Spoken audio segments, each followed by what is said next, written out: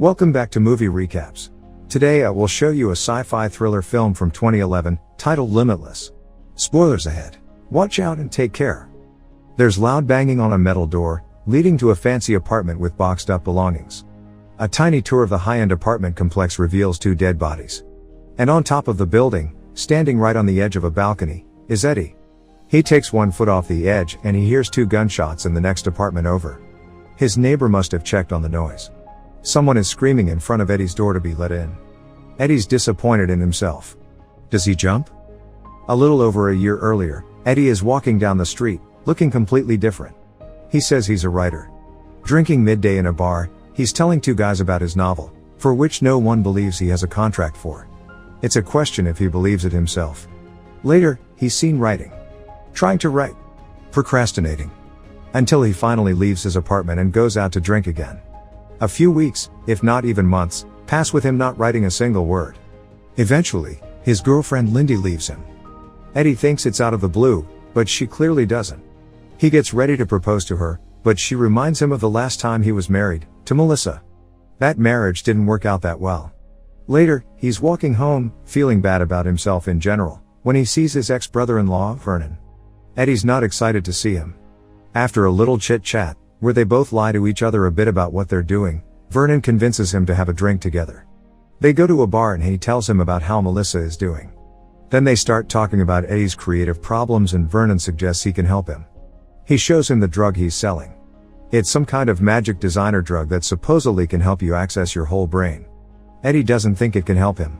Vernon needs to leave, so he gives him his business card and a sample of the expensive drug for free. On his walk home, Eddie is still wallowing in self-loathing, when he decides to take the drug. He walks into his building and immediately runs into his landlord's wife Valerie, who hates him, as she's screaming at him. His mind is racing, wondering about the effects of the drug, when it finally hits. Suddenly, he starts noticing everything that he previously wouldn't have. The little things all around him, the little things about her. At one point, he asks her what's wrong, catching her off guard. They start talking about her studies, as he begins accessing different memories in his mind that he didn't even knew he remembered. He offers to help with her essay as she starts warming up to him. And when the essay is done, they have intercourse.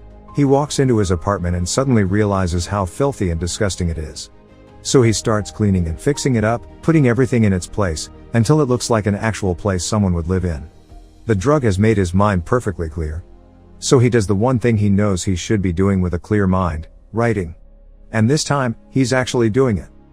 The next morning, Eddie wakes up and feels that the drug has completely wore off.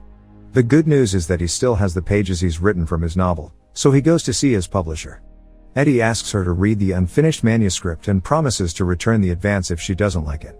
As soon as he gets home, he has 3 new messages from her, saying that what she read was brilliant. Eddie thinks to call her back, but instead goes to see Vernon. He opens the doors for him, looking like someone has roughed him up, and lets him in reluctantly.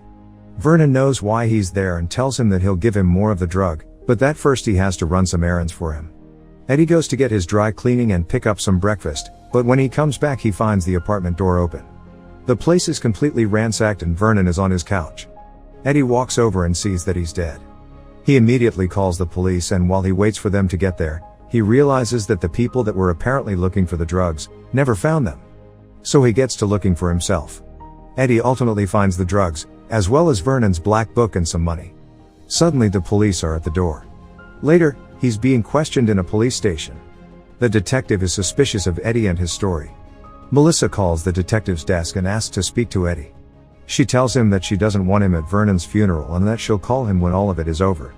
Eddie leaves the police station, paranoid that he's being followed.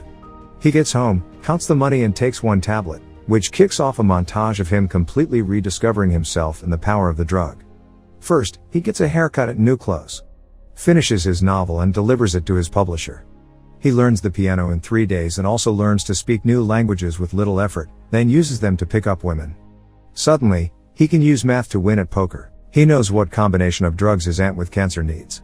He can talk business with Wall Street types and impress everyone with his wit. He even gets an offer to work for one of them. Eddie makes new friends, rich ones with private jets and poolside manors that he vacations with. But he starts getting reckless and he needs more and more adrenaline rushes. At some point, he has an epiphany of what he needs to do and it's not writing. We see him back at his apartment, looking at the trade numbers and taking the drug. He needs money for what he wants to do and investing in trades isn't enough. Eddie looks for a loan shark at a diner. He convinces him to give him $100,000. They meet for the drop at a park and the loan shark tells him what will happen if he doesn't return the money. Later, he takes the job offered to him earlier and quickly figures out how to double his money investing. Eddie gets noticed by the bigger players in the finance game and he gets a meeting with one of them. He tells Lindy about it over dinner and impresses her by ordering in Italian. He apologizes to her and tries to charm her, to win her back. They get back together and start seeing each other again. As time goes by and he becomes more successful, he gets the feeling he's being followed. One night, as he's in his apartment with Lindy, he starts feeling strange. The next day, him and his boss have a lunch meeting with Carl Van Loon. Eddie explains his grandiose pattern recognition abilities and tries to impress the man. He gets a ride home from him and in the car Van Loon hands him some documents, telling him to look them over. When they reach his place, Eddie gives him an evaluation of what he's read. The man is impressed and sets up another meeting with him. Eddie's too energized to go home, so he takes a walk, planning his future, thinking he could even be president one day. Suddenly, he starts feeling strange again, as if time started to move completely different. So he keeps walking and walking until he reaches a bar, unaware of how he got there. Then he's at a party with one girl and next in a hotel with another. He thinks he's being followed. Later he starts a fight in the subway, realizing that he's learned how to fight just by watching kung fu movies and boxing on TV. He runs throughout the city and suddenly finds himself on top of a bridge, where he stops, without being able to recall the last 18 hours of his life. Eddie wakes up the next day feeling horrible. He decides not to take another tablet and tries to go through the documents sent to him by Van Loon, but they seem illegible. Eddie goes to the meeting sober and unprepared. Van Loon keeps asking him questions expecting high-level answers from him, but all Eddie can focus on is the TV, where the news are reporting that the woman he was in the hotel with is dead. He leaves the meeting abruptly. When he gets home, the phone rings. It's Melissa. He asks her to meet him later that day. Eddie remembers Vernon's black book and starts calling the people from the list. Everyone on the list is either dead or terribly sick. The last number he dials belongs to the man who followed him and who's sitting on the same bench with him. Eddie sees him and runs, as the man chases after him. He finally looses him by going inside a cab. He meets with Melissa and she tells him that she had also been on the drug and barely made it out alive when she stopped using it. She notices that he's been taking it too and tells him to go off it slowly, otherwise it could be lethal. Eddie keeps getting worse as he comes back home, where the loan shark is waiting for him. The man takes his last tablet and ingests it. As Eddie is grabbing the money he owes him from the bank, the man seems unaffected by the drug. Eddie gives him his money and he says he feels great, but there are no noticeable changes to his intelligence yet. Later, Eddie stumbles into Lindy's office. He tells her everything and asks her to get him the drugs he's hidden in her apartment. Lindy gets there and finds them easily, but as she's getting back to the office she calls Eddie and tells him that there is a man following her. Her cab gets stuck in traffic and the man is seen coming up to her. Eddie tells her to run and the man chases after her too. Lindy runs into a park and asks two guys to help her. The man walks up to them and stabs them both as she runs away again. Lindy hides and calls Eddie, tells him that she's stuck and afraid. He tells her to take one of the tablets and she does it. Suddenly the drug takes effect on Lindy too. She goes through the same thing Eddie did when he first took it and instantly starts running away, knowing exactly what to do. The man follows her every step, until she incapacitates him and escapes. Lindy gets to Eddie and gives him a tablet. They check into a hotel together. The following morning Lindy is getting ready to leave and Eddie tries to persuade her that he'll get on track. But, after taking the drug herself, she disagrees. He sees the good sides of the drug, while she is scared of it.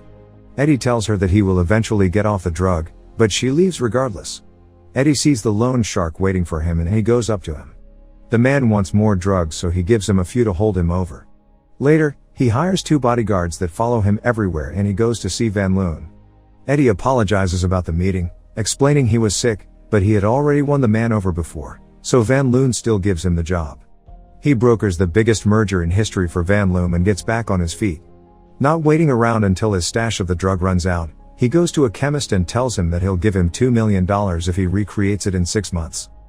While Eddie's having lunch one day, the detective comes to see him.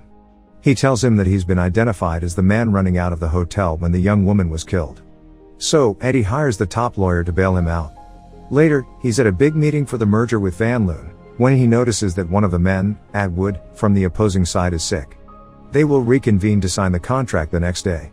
After the meeting, Eddie talks to Van Loon and he threatens him not to make him his competition, explaining that whatever makes him that good at his job is a gift, not something earned through hard work. Eddie goes back to the hotel, finding his room trashed. He buys the fancy apartment that was seen in the beginning of the film. Later, he runs into the loan shark again, who's completely transformed. He tells Eddie to bring him more tablets or he'll tell his boss about his trouble with the police.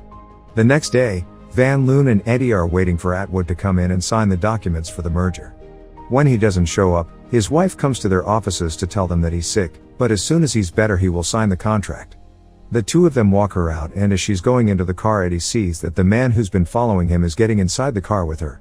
Her husband was sick because of the drug. Eddie meets his lawyer in a police station and gets into a lineup. Thankfully, he doesn't get picked out. He leaves the loan shark waiting and instead goes back to the Van Loon office, who's watching the news. They're reporting about the merger. His new boss is angry about it, but tells him that Atwood is dying. He's worried about the merger. Eddie realizes that he needs to take another tablet and leaves, but can't find his stash. He comes back to the office, when a package comes for him. As Van Loon keeps pushing for information he thinks Eddie has, he opens the package to find the severed hands of his bodyguards inside. He rushes out and goes back to his apartment. There he listens to the news where Atwood's wife is giving a statement, rather lying about the merger. Her lawyer takes over the interview, which is also his lawyer. The doorbell rings and it's the loan shark, asking him to open the door. Next, Eddie is seen standing on the edge of his balcony. He doesn't jump. He tries to remember where he could have left one more tablet and scrambles to find one. When he does, he ends up dropping it in the same moment that the loan shark walks into his apartment. His goons grab Eddie and sit him down, as he explains that he uses the drug dissolved in a solution and injected through a vein. He shoots up and tells his men to find Eddie's stash, while he tortures him for the information. The goons are trying to open up his safe, so they don't hear when Eddie stabs their boss as he leans over. He kills him, then drinks his blood to get a fix of the drug. It works, so he knows how to fight off the goons. He takes down one of them and then the other. Meanwhile, Atwood dies at the hospital. Eddie goes there and is seen sitting down next to the man who followed him. Later, the same man helps him find more drugs in the apartment of the lawyer, who took Atwood's stash for himself. 12 months later, Eddie has a book out and is running for the Senate. Van Loon is waiting in his office. They chat a little, but Van Loon tells him that he knows about the drug. He tells him that he shut down his lab that morning and that he can supply him with the drug in the future if he agrees to work for him. They leave the office to get lunch together, but Eddie refuses to get in the car as well as work with Van Loon.